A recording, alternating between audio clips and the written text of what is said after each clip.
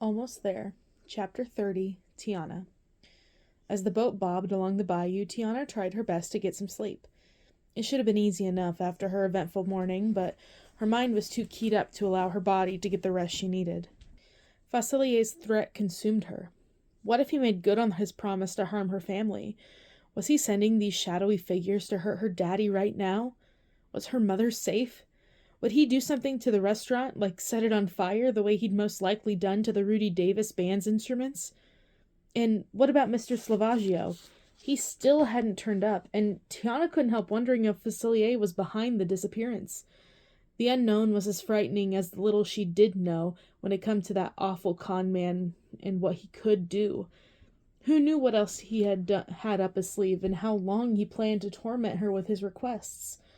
He could very well demand she be at his beck and call for the rest of her life. She said a fervent prayer that Mama Odie could help her find a solution to this mess she'd gotten herself into.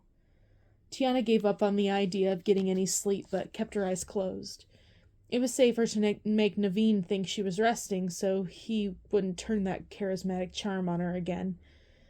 She had been through this before with him, nestled in the coziness of this very same bayou. She remembered all too well what it was like to listen to his soothing voice as he talked about anything and everything. It was where she'd fallen in love with him. Talking about him earlier had brought back such fond memories. Memories she was afraid for a moment that he'd also remembered. But it had also called to mind what she'd been forced to give up when she agreed to the conditions of Facilier's deal last year. For just a moment, Tiana allowed her mind to wander to that ideal fantasy world, a world where she had her restaurant, her daddy, and Naveen, where she didn't have to worry about any harm coming to her family, where she could live out her days cooking scrumptious meals for the people of New Orleans and dancing to sweet jazz music in Naveen's arms. The world she currently lived in was far from that ideal fantasy she so often conjured up in her dreams. In this world, everything came at a cost. Despite the troubling thoughts that continued to invade her mind, Tiana managed to drift into a fitful slumber. She couldn't have been sleeping for more than a half an hour when a disquieting sensation rushed through her. She woke up with a start to find Louis manning the boat. Oh no. Louis? Tiana spoke through clenched teeth. What are you doing driving? She looked around. And where are we? This doesn't look familiar to me at all. He said he knew a shortcut, Naveen said from the starboard side of the boat. A shortcut? Tiana asked. Why had she let them talk her into allowing them to come along? She should have stuck with her original plan and taken this boat out by herself. She had been certain milestones she'd remembered that would have guided her directly to Mama Odie's. She had no idea where they were now.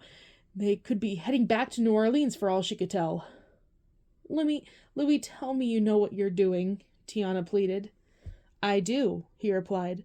I know this bayou like the back of my hand. He gave her a toothy grin. Just trust me. Her brow pinched as she cast a quick glance over their surroundings.